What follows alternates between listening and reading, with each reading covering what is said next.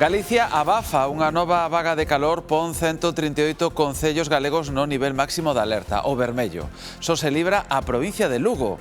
Na rúa hai que buscar a sombra e a auga é o mellor lugar para refrescarse. E ollo, porque o peor aínda está por vir. Ola, que tal? Moi boas tardes. Aumenta a presión para que dimita a directora da Garda Civil imputada no caso Leire Díez. A Asociación de Gardas Civís anuncia que se presentará como acusación na causa contra Mercedes González. Di que non pode liderar a institución se está investigada por entorpecer causas en beneficio do PSOE e do Goberno. Pero o presidente Sánchez mantén o seu apoio a Mercedes González. En Cataluña, 150 nenos dun campamento de verán están entre os confinados por un incendio forestal. Están todos en bo estado. O lume afecta polo momento unhas 30 hectáreas e as lapas seguen avanzando. Hoxe falamos con Victoria. Esta muller de Padrón respira aliviada despois de que o home que a agrediu sexualmente, que era o seu xefe, ingresara en prisión para cumprir unha condena de 23 anos. Asegura que pasou un inferno e non só polas agresións, senón tamén polo rexeitamento social que sofre. Metan conmigo, pues dame igual, que si es verdad, que si es mentira, dame igual, porque eso es verdad. La justicia hizo justicia y a mí no me importa, pero a ellos ya bastante han pasado, que por favor los dejen en paz. En Boiro hai temor polos enfrontamentos entre feirantes despois dunha pelexa que deixou 3 feridos. Fíxense. Estaban montando as atraccións cando empezou a lea e 2 homes acabaron no hospital. Alfonso Rueda agarda que este 2027 sexa o ano en que todas as forzas políticas cheguen a un pacto en defensa do galego. Dixo na toma de posesión da nova presidenta do Consello da Cultura Galega. Dolores Vilavedra comprometeuse a defender unha cultura plural e independente en Galicia. Morreu Gastón, o famoso tiburón touro do Acuario da Coruña. Era todo un símbolo na cidade na que levaba máis de 20 anos, moito seguro que o van botar en falta. E nos deportes, a selección española xa está nos oitavos de final do Mundial. España segue adiante na Copa do Mundo despois de asinar o seu mellor partido no que vai de torneo, 3-0 ante Austria, con 2 goles de Oyarzábal. O vindeiro luns, España medirase a Portugal de Cristiano Ronaldo. Pois si, hoxe imos ter unha tarde de moita calor con avisos activados en todas as provincias. Estamos no inicio dunha fin de semana cun episodio de altas temperaturas. Manda o anticiclón e o nordés no litoral norte. Efectivamente, estamos nunha nova vaga de calor e os termómetros non paran de subir. Hoxe hai 138 concellos galegos en alerta vermella por altas temperaturas. Entre eles xa ven boa parte da provincia da Coruña e Pontevedra e a montaña de Ourense. Ben, esta alerta vermella afecta a concellos no que as altas temperaturas non son habituais, como é o norte da provincia da Coruña. Estamos en 2 sitios neste máximo nivel de alerta, no vermello. Estamos no norte, en Betanzos, e tamén no sur, en Vigo. Imos en primeiro lugar ata o norte para sabermos, Andrea Otero, como está levando a calor. Adiante. Pois, Carlos, temperaturas pouco habituais para estar na metade norte da comunidade. Agora mesmo aquí en Betanzos estamos a uns 30 graus, que a provincia da Coruña hoxe está en aviso vermello por altas temperaturas. Aquí no interior e tamén no noroeste está calor, obrigo a suspender as actividades deportivas, o aire libre, e prevese que continúen aumentando ainda as temperaturas de cara aos vindeiros días, de cara a esta fin de semana, e agárdase que mesmo se superen os 35 graus nalgúns puntos da nosa comunidade. As recomendacións, como sempre, manterse hidratados, non sair da casa nas horas centrais do día, ter moita precaución cos cativos e tamén coas persoas maiores. No sur, Carlos, como está agora mesmo a situación?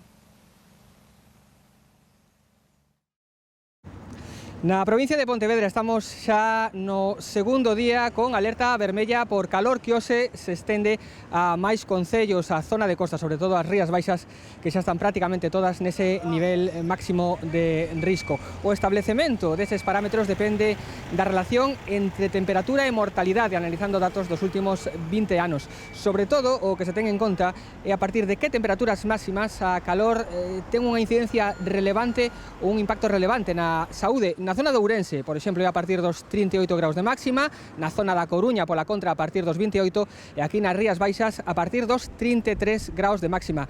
Hoxe en Vigo está previsto que cheguemos aos 38, en Pontevedra cidade aos 37, así que un día máis compre seguir esas precaucións para evitar os problemas pola calor, sobre todo no caso das persoas máis vulnerables. Albina, 86 anos, vive soa, sae pasear cos coidadores de barrio de Vigo, estes días máis pola sombra. Y hay momentos que te da unos sofocos tremendos, porque como que te mareas. Desde luego un día estaba comiendo y menos mal que estaba mi hijo. Me dio como un desvanecimiento. A calor tamén golpea as persoas sen teito. En Vigo tratan de levalos aos albergues. No caso de que non haya vacantes no albergue municipal, derivamos a hoteles e hostais para que non durman na rúa. A alerta vermella esténdese a zonas do norte pouco afeitas a tanta calor. Betanzos chegará hoxe aos 31, o domingo 35. Piscina, playa e pouco máis. E sombra e agua, eso está claro. Acordarme de hidratación es lo más importante. Me quedaré en casa todo el día porque así no se puede salir a la calle. Pero hai nos que teñen que resistir ao sol e sen parar. Pase mal, moi mal. Moito calor, chega un momento que xa non sabes a que temperatura estás despois de tantas horas. Tamén hai alerta vermella na montaña de Ourense, de Esgos a Ríos e Valdeorras. Efectivamente, canda a Coruña e Pontevedra, a outra provincia afectada pola alerta vermella de calor é Ourense. Na montaña non están afeitos a que os termómetros superen os 30 graus. Laura Álvarez. 16 concellos da montaña ourensá están hoxe en alerta vermella pola vaga de calor. Son zonas onde por altitude non acostuman a cadar temperaturas tan extremas nesta época do ano, pero os termómetros empezan a subir. Aquí en Maceda, por exemplo, hoxe agardan unha máxima de 33 graus, que pode subir ata os 35 na fin de semana, uns 4 graus por riba dos límites de aviso para este concello. Un poquinho menos de grados, pero bueno, lévase. De momento non hai queixa. Pola contra, Lugo sálvase da alerta vermella de calor. É inusual, pero respírase mellor hoxe nesta provincia, onde as temperaturas son algo máis suaves. Noelia Casariego. Sí, poderíamos falar dun episodio único que coincida en toda a provincia, fará calor, pero non abafaremos con ela. Aquí, no centro da provincia de Lugo, non superaremos os 30 graus. Si o farán no sur, será un día ideal para darse un baño na piscina ou no río, ou para gozar dunha terraza. Onde estarán mellor será na Mariña, que volva a ser refuxio climático. Ali non superarán os 25 graus. Botamos man da sombra, refrescámonos, pero xe en Lugo, a calor. Hoxe aguántase moi ben, non hai problema. Toda a provincia se salva da alerta vermella por calor. Hoy creo que sí, pero mañana no. Pues hay que aproveitar. La temperatura está un poquito más suave, sí. Moitos aproveitan a boa temperatura para pasear con la niña, tomar un poco el aire. Vamos a nadar un poco al río, sin neopreno, que hoy hace calor, entonces genial. No puedo quejar, no quiero quejar, mira, estoy corriendo en este sol, todo bien, un poco de sudor, pero... Pero sempre hai quen, aínda que o sol non aprete... No, me gusta la sombra. Sombra e temperaturas suaves as da Mariña, onde non superarán os 25 graus. Nos ven da Mariña, o que temos aquí. As noites caen fresquiñas. Noites frescas de non esquecer a chaqueta. No resto de Europa aínda se están recuperando da vaga de calor que sufriron a pasada semana. Neses días en Francia houbo 2.000 mortes pola calor e en Bélxica faleceron máis de 1.200 persoas. Imos ata Bruxelas. María Calvo. Si hoxe coñecemos un novo balance provisional da vaga de calor que deixa cifras sen precedentes aquí en Bélxica. O exceso de mortalidade acadou o 39%, con 1.222 falecementos adicionais. Case a metade persoas maiores de 85 anos, despois de 11 días seguidos con temperaturas por riba dos 30 graus e noites anormalmente cálidas. En Francia rexistráronse 2.025 mortes adicionais en tan só unha semana, cun incremento de case o 30%. Ali chama a atención que disparáronse os falecementos en domicilios ata un 91%. Entre Francia, Bélxica e os Países Baixos contabilízanse xa máis de 3.700 mortes nesta última vaga de calor do pasado mes de xuño, o reflexo do forte impacto que deixa a calor extrema en países pouco preparados para estos episodios tan intensos. Agora mesmo aquí en Bélxica, en Bruxelas concretamente, temos uns agradables 23 graus, danos un respiro a calor, aínda que en Francia agárdase que nos vindeiros días volverán sufrir altas temperaturas. Ben, non é anormal esta situación para esta época do ano, pero sí cada vez con máis frecuencia ocorre o que os expertos denominan domo ou cúpula de calor. Ademais, cada vez chega antes. En Galicia xa imos pola terceira no que vai de ano. O domo de calor é unha especie de cúpula que retén o aire quente por combinación de tres factores. Un, as altas presións ao norte da Península Ibérica. Outro, as masas de aire moi cálidas do norte de África que achegan o anticiclón. Pero hai un tercer factor, e é que o anticiclón estabiliza moito a atmosfera, digamos que comprime as capas baixas, e esta compresión fai que as temperaturas sexan aínda máis altas do que correspondería. E estes tres factores son os que explican esta nova denominación, digamos, de cúpula de calor ou domo de calor, que non sería máis que unha traducción de heat dome. Non é excepcional que se produzan estas cúpulas de calor, si empeza a selo a súa frecuencia e que cada ano comezan máis cedo. Así aumentan os falecementos en Europa atribuíbles ás altas temperaturas. Foron máis de 1.000 en España en xuño. É importante logo prestar atención aos síntomas dun posible golpe de calor. Notamos mareo, sensación de falta de aire, como que o corazón nos empeza a ir un pouco máis rápido, palidez cutánea, sensación de sudoración. Para evitar chegar a isto, compre lembrar beber moita auga, evitar as horas centrais do día e vixiar especialmente a situación da cativada e as persoas maiores. Dos 3 incendios forestais que se rexistraron nas últimas horas en Galicia tan só permanece activo o que afecta ao municipio do Grove. As lapas están controladas e os medios de extinción, aéreos e as brigadas traballan para que non se reaviven. No Salnés, o lume ameazou unha vivenda e na Terra Chá outro incendio quedou apagado de noite tras queimar 2 hectáreas en Castro de Rei. En Cataluña, 150 nenos dun campamento de verán están entre os confinados por un incendio forestal. Están todos en bo estado, o lume afecta polo momento unhas 30 hectáreas e as lapas seguen avanzando. Os 2 incendios que preocupaban en Aragón evolucionan ben, xa están controlados despois de arrasar máis de 3.000 hectáreas. A rápida propagación das lapas na Bisbal de Empordá en Xirona obrigou a confinar de forma preventiva 150 rapaces dun campamento de verán e algúns núcleos de vivendas onde se recomenda a poboación que manteñan portas e ventas pechadas. O vento da tramontana está a dificultar as tarefas de extinción. Moi distinta é a situación en Aragón. En Leciñena, o incendio que arrasou 3.300 hectáreas da Serra de Alcubierre está prácticamente perimetrado e na Fueva a evolución tamén é favorable.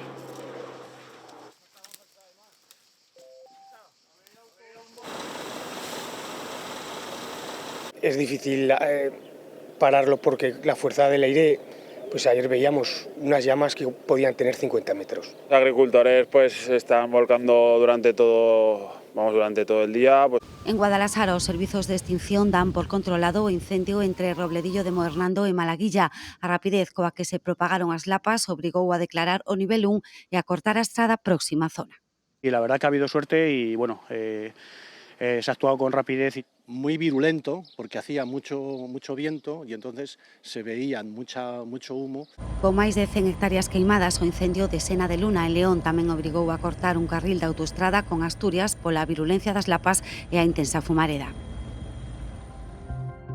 Daremos el paso definitivo para retirarle esa condecoración, porque ninguna democracia puede seguir homenajeando a quien disfrazó de ciencia sus teorías para justificar el odio, la represión y la desigualdad. Acabamos de escoitar, Pedro Sánchez anunciou hoxe a retirada da Gran Cruz da Orde Civil de Sanidade o psiquiatra franquista Antonio Vallejo Nájera. Fixo nun vídeo nas redes sociais sen ningunha outra mención a temas de actualidade como, por exemplo, a imputación da directora da Garda Civil dentro do caso Leire. O Goberno mantén a súa confianza e descarta cesala. Deben marcharse. As asociacións de gardas civís piden a dimisión da súa directora xeral, Mercedes González, e do seu número 2, o Dao Manuel Llamas, tras seren imputados na Audiencia Nacional. Van presentarse ademais como acusación popular. Exigiremos medidas cautelares para apartar del cargo a la directora general y al DAO, porque su continuidad puede condicionar o alterar una investigación judicial que ahora mismo está en curso. Pero o Goberno descarta polo momento o seu cesamento. Desde el Gobierno mantenemos la confianza en la directora general de la Guardia Civil. Es el momento de respetar los tiempos judiciales. No creo que nadie dude de que si existe una prueba la veremos en breve. Y si no existe, lo veremos también. O PP afealle esa postura. Están todos tan hasta el cuello que ya no cesan a nadie. E aínda así volve pedir a súa dimisión. ¿Alguien se cree que la directora general de la Guardia Civil imputada realmente está preocupada por las condiciones de trabajo de los agentes de la Guardia Civil? Este venres tamén declarou nos xulgados o vicepresidente da SEPI. Está imputado no caso que investiga o rescate de Air Europa. Ha contestado a todo el mundo porque puede contestar a todo el mundo. Bartolomé Lora negou irregularidades na concesión de axudas á aerolínea durante a pandemia. E outra noticia dos xulgados que acabamos de coñecer, o xuíz da Audiencia Nacional que investiga o caso Coldo, Ismael Moreno, imputou a Jéssica Rodríguez, exparella do exministro de Transportes José Luis Ábalos, e tamén a Joseba García, irmán do exasesor ministerial Coldo García, e citounos a declarar como investigados o próximo día 20 de xullo. En Galicia, o Partido Popular vai presentar no Parlamento unha iniciativa que comprometa os grupos a votar calquera persoa sobre a que teñan indicios de posibles delitos contra menores. A proposta xorde despois da condena do exdeputado Xavier Ron por violar unha nena de 12 anos. Que escoitamos por parte da líder dese espazo, a señora Díaz? Nada. O silencio de quen foi compañeira de escano nesta mesma Cámara dun condenado por un delito de agresión sexual a unha menor é un silencio cómplice, incomprensible e cobarde. Os socialistas galegos só realizarán primarias nunha das 7 grandes cidades, concretamente en Ferrol.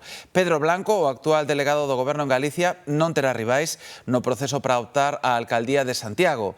Marta Álvarez Santullano xa confirmou que non vai presentar a súa candidatura. Tampouco fará Patricia Iglesias, que esta mañá mostrou o seu apoio á candidatura de Blanco. Aposta por Pedro, eu penso que é un moi bo candidato, tiraremos todos a unha nesta agrupación local de Santiago, porque Santiago precisa un proxecto ilusionante, un proxecto que sitúe a capital de Galicia no lugar que se merece, que emocione.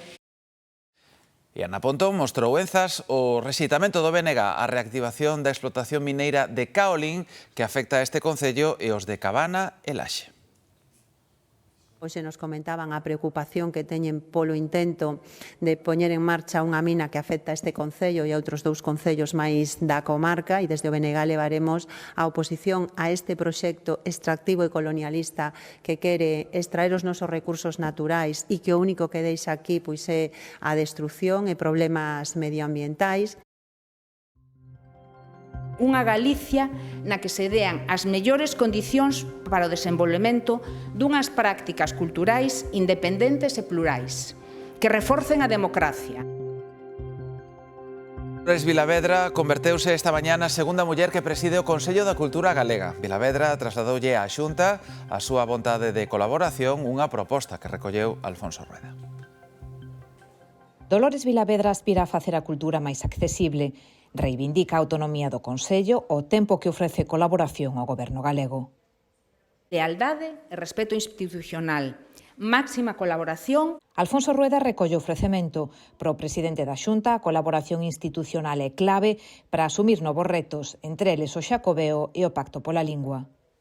Este ano 2026 sexa o ano do noso pacto pola lingua, que, dende logo, en da Xunta de Galicia plantexaremos sin ningún tipo de apriorismos, nin ideolóxicos, nin ningún tipo de prexuicio, e con o único obxectivo de acadar unha meta común, que é engrandecer a nosa lingua. Rueda reivindicou o papel do Consello na fortaleza que amosa hoxendía o sector cultural galego.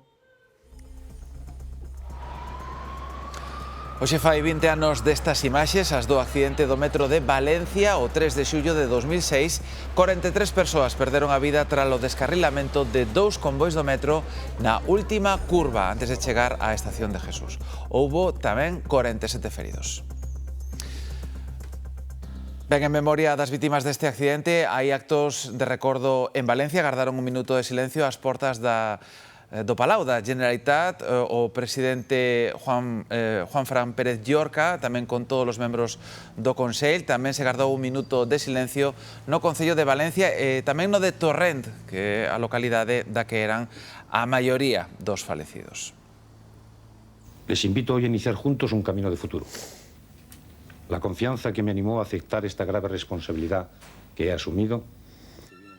E un día como hoxe, de hai 50 anos, o rei Xoán Carlos designaba presidente do goberno a Adolfo Suárez, un dos fundadores da actual democracia. Un ano máis tarde, Suárez gañou como líder da UCD as primeiras eleccións tras a ditadura. Adolfo Suárez faleceu hai xa 12 anos. A variante de Carballo non vai tardar en ser unha realidade. Hoxe coñecemos a data aproximada do comezo das obras. Dolores Parga. Pois si, era unha noticia ben agardada aquí en Carballo e non só polas máis de 200 empresas que alberga este polígono industrial, senón por toda a veciñanza da localidade que soporta a diario un tráfico duns 16.000 vehículos. Hoxe, o Diario Oficial de Galicia publica o trazado definitivo desta circunvalación de Carballo. No terreo, a conselleira asegurou que xa traballan na redacción do proxecto e que as obras poderían comezar a finais deste ano ou todo máis tardar no primeiro semestre do ano próximo. A conselleira Martínez Allegue asegurou que a vía dará seguridade á veciñanza e competitividade económica a toda a comarca.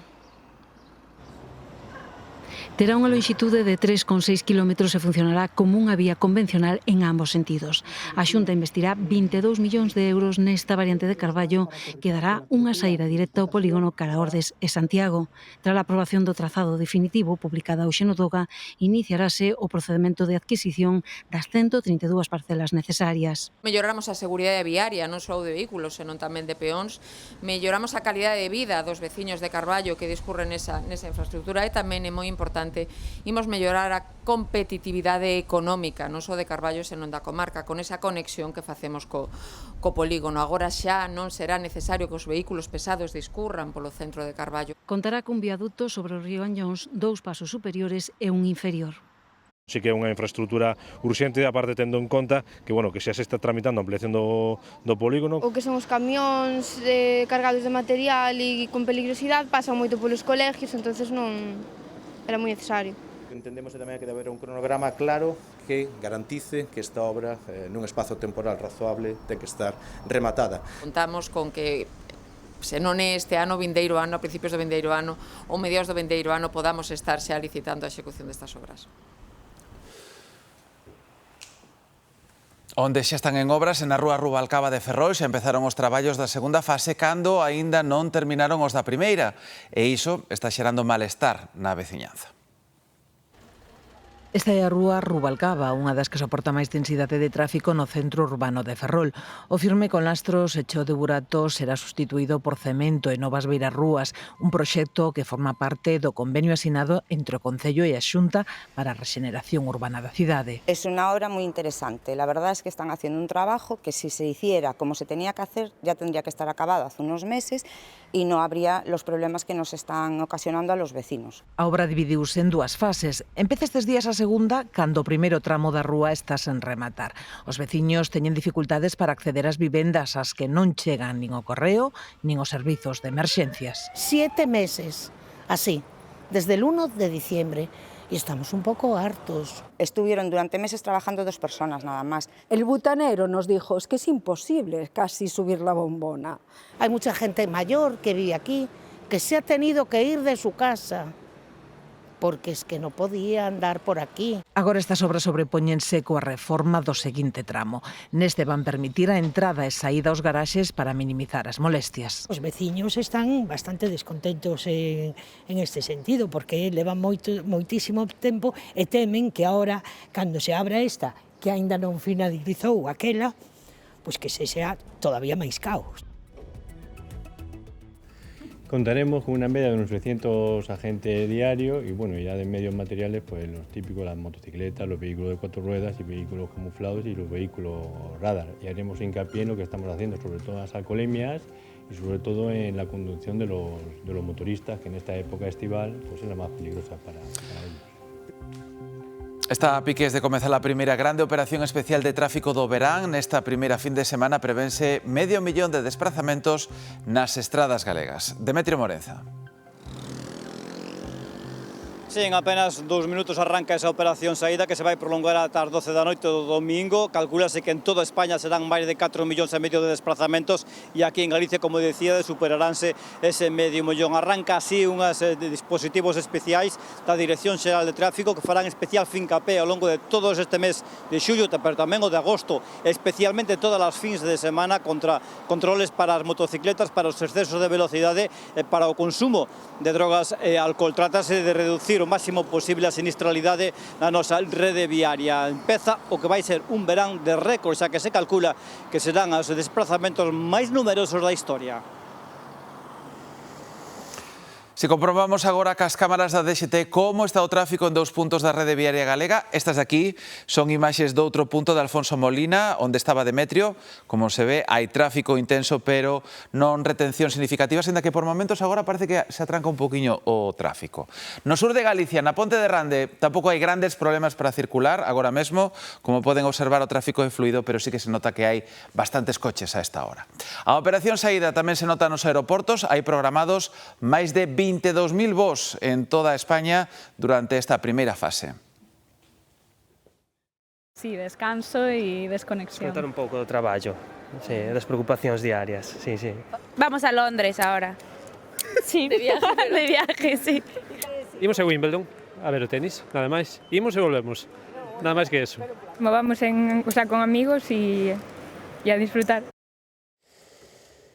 Aquí en Galicia tamén se nota o movimento nesta primeira fin de semana de xullo, Mercedes Seixo. Si as vacacións comezan para moitos hoxe, notase neste aeroporto da Lavacolla en Santiago, onde durante toda a mañá hubo moito movimento de viaxeiros, ganas de descansar e desconectar da rutina diaria e o que buscan os turistas. A temporada de verán conecta este aeroporto con 34 rutas, 17 delas internacionais, voos con destinos a Londres, Frankfurt ou nacionais como Fuerteventura, Ibiza ou Barcelona saen este primeiro venres de xullo deste aeroporto Rosalía de Castro.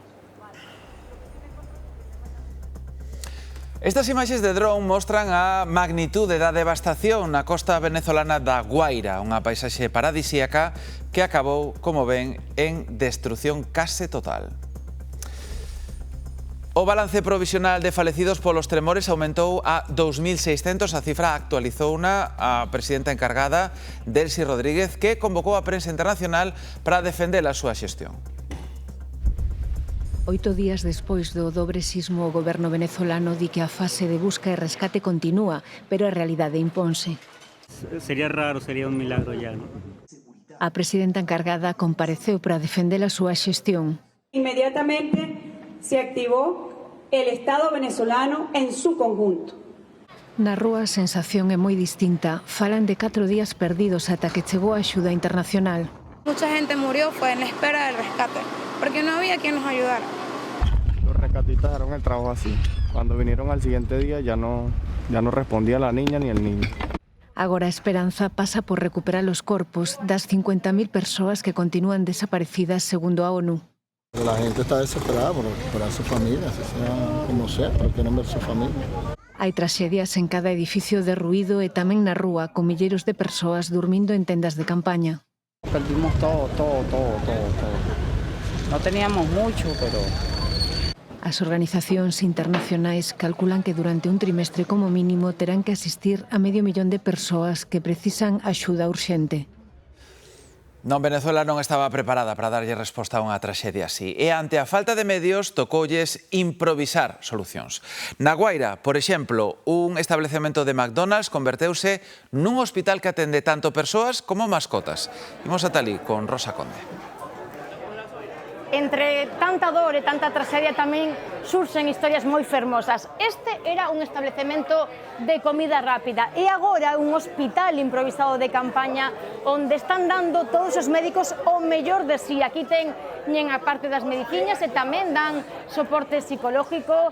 Con moita creatividade crearon para pôr esos viales e non se esquecen de ninguén porque tamén incluso teñen unha zona de veterinaria para os perros ou gatos que van rescatando. Eles, mentras, van facendo turnos e dormindo na planta de arriba. Esta historia define moi ben o pobo venezolano que, a pesar de non ter case nada, é capaz de unirse porque xa sabemos que o pobo salva o pobo. Xa hai veredicto sobre o home que en 2023 asasinou en Muros o seu pai cunha machada. A Audiencia da Coruña condenou a 23 anos de cárcere. O tribunal entende que o home lle propinou cunha machada repetidos e fortes golpes na cabeza ao pai co propósito de acabar ca súa vida. A sentenza salienta que no momento dos feitos era plenamente consciente dos seus actos. A muller que confesou que matou a súa nai no Carballiño continúa ingresada na unidade de psiquiatría do Hospital de Ourense. Non pasará a disposición xudicial ata que lle dean a alta. Na vila seguen conmocionados. O xulgado número 1 do Carballiño xa abriu un procedemento por homicidio polo presunto matricidio da aldea da Granxa. Agarda agora o informe da Garda Civil. No municipio os veciños seguen sen asimilar a traxedia. Debería de pasar, evidentemente. A situación deles xa era como era. Veciños daqui, claro que é unha pena. O Concello subliña a rápida actuación daquela madrugada que comezou cando un policía local de Ourense, fora de servicio, atopou a muller desorientada pola rúa. Os policías aquí tan pronto chaman, personanse no lugar, diron parte tamén a Garda Civil, sonouse no domicilio, empezaron a chamar, non contestaba nadie, entraron ca Garda Civil, topárona no chan, xa sin vida. O goberno local pide non calar ante posibles situacións de risco familiar. Servicios sociais no Carballiño, CIM, temos psicólogos, entonces, aquí animamos a xente, cando vexan este tipo de cousas, animarse a denuncialas. O xulgado ordenou ao hospital avisar en canto a muller reciba alta para celebrar a comparecencia de prisión. ¿Tú piensas, ha sido para mí? No, para mí sola no, ha sido para mi familia. Acaban de escoitar a Victoria, unha das dúas mulleres vítimas do hostaleiro de Padrón condenado por delitos de agresión sexual. Agora, que xa está en prisión, respira máis tranquilas despois do inferno que pasaron durante os últimos anos. Nuria e Victoria queren pasar páxina e deixar atrás o inferno que viviron nos últimos anos. Vítimas de agresión sexuais por parte do hostaleiro de Padrón para o que traballaban, respiran por fin tranquilas ao saber que desde este luns está en prisión para cumprir a pena de 23 anos de prisión a que foi condenado. Por lo menos poder xa respirar e dicir, mira, pois, ainda que teñamos que non se olvida, pois, polo menos, poder ir para diante. Foi un proceso xudicial longo, 6 anos, que remataban este luns despois de que se denegara a prórroga que solicitou e excedera o prazo de ingreso no cárcere. 6 años en los que se ha generado muchísima incertidumbre para las dos víctimas y sobre todo una sensación de que no se hacía justicia hasta que realmente esta persona terminó ingresando en prisión. Non só pasaron un inferno polas agresións sufridas, senón tamén pola condena social que recibiron nunha vila onde vivían e traballaban, e máis aló o acoso que tiveron que soportar as súas familias. Sí, moi duro, máis que a xente eso, que se metan conmigo, pues dame igual, que si é verdad que se mentira, dame igual, porque eso é a verdad. La justicia hizo justicia y a mí non me importa, pero a ellos ya bastante han pasado que por favor los dejen en paz. Agora xa non agochan as súas caras e queren amosar o seu apoio e axuda a quen estea pasando por unha situación similar. Puxéronlles punto e final a décadas de prostitución e explotación sexual nun piso de Vigo coñecido en toda a cidade e que mesmo se anunciaba en internet. A policía fixo a última redada hai 3 meses e esta semana conseguiron dar un paso máis. O precinto policial marca o punto final dun inferno que durou décadas. Es un hito porque es un piso que lleva muchos años dedicándose a la explotación sexual, a la trata de mujeres. Efeitos moi serios como a morte dunha muller por unha sobredosis. Chegaban sen saber o pesadelo que se enfrontaban. Un piso pequeño y había 10 mujeres en 3 habitaciones súper pequeñas, la verdad, parecían más armarios que habitaciones, hacinadas en literas, estaban allí 24/7 y tenían que pedir autorización para salir. Afronta a muller que lle dá nome ao piso e que tivo outros negocios en Vigo e 2 familiares máis, un clan. Ela, Sandra, con quen puidemos falar, acepta a prostitución, pero nega a explotación, a trata e o maltrato. Un relato ben diferente ao que ofreceron as vítimas. 7 días da semana, 24 horas, o servicio completo do cliente que entre pola porta. Sexa a hora que sexa. Teñen que levantarse e poñerse en fila no pasillo. Eran 10 mulleres, só denunciaron 3 porque como vítimas de trata teñen axudas e beneficios legais, pero tamén manteñen a carga das familias e os danos físicos e mentais tan difíciles de superar. Fai 5 anos xa do crime de Samuel Luiz, asesinado na madrugada do 3 de xullo de 2021 en pleno paseo marítimo da Coruña. No lugar, hoxe volve a haber flores na súa memoria.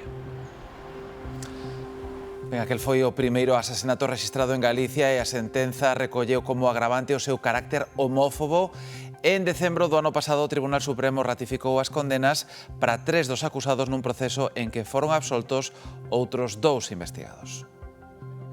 Unha videochamada a unha amiga que Diego Montaña confundiu cunha grabación non autorizada. Ese foi o detonante da agresión múltiple, alevosa e salvaxe que lle custou a vida a Samuel Luis Muñiz, de 24 anos, a escasos metros da praia de Riazor. Ocorreu na madrugada do 3 de xullo de 2021 e houbo testemunhas do ensañamento pola condición homosexual da víctima. O suceso conmocionou a Coruña, que en poucas horas pasou do estupor á indignación colectiva.